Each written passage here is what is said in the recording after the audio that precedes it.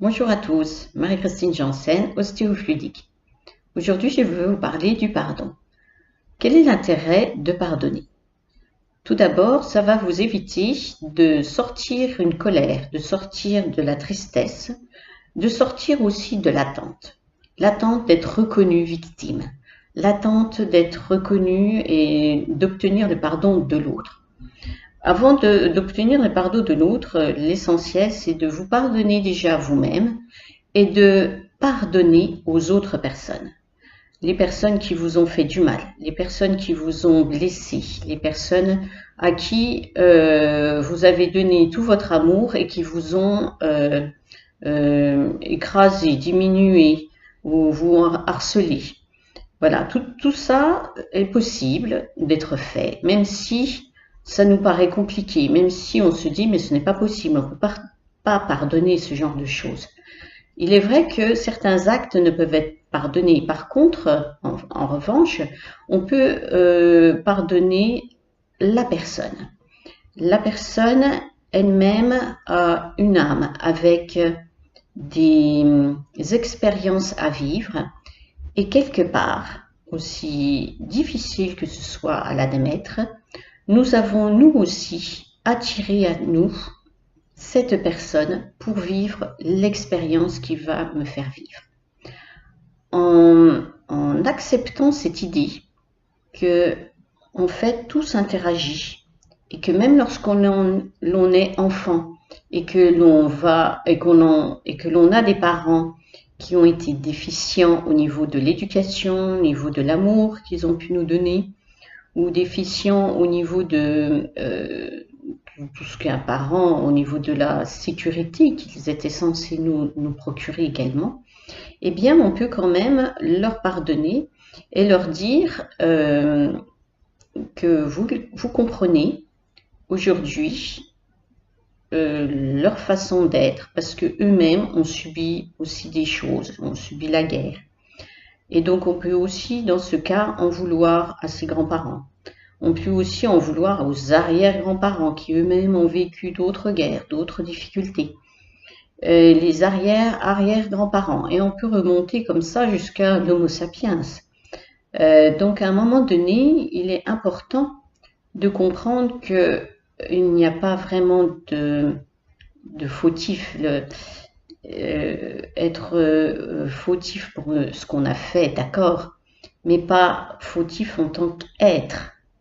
Lorsque l'on est un être, on a des qualités, des défauts, et on fait ce qu'on peut avec ce que l'on a. Donc l'important, c'est que on puisse accepter cet état de fait et aider chaque personne de notre entourage à accéder à ce pardon, pour qu'il puisse continuer à vivre avec plus de joie, avec plus d'amour, surtout de l'amour pour lui. Lorsque nous avons été victimes de violences, d'agressions, nous avons une perte de notre estime, de notre valeur. Donc en pardonnant à ces personnes qui nous ont blessés, qui nous ont fait du mal, alors on va pouvoir retrouver de l'amour de soi, retrouver une estime et sa propre valeur et recommencer à avoir envie de choses, à vouloir faire des projets. Lorsque l'on reste dans la colère, alors on peut être dans la rébellion, vouloir se défendre, être au niveau de la justice, mais lorsque l'on est dans le pardon, eh bien on se rend compte que la plupart des personnes vont pouvoir développer plus de joie et vont avoir plus de force pour le coup pour réussir au niveau du procès, si vous voulez en intenter un auprès de votre bourreau.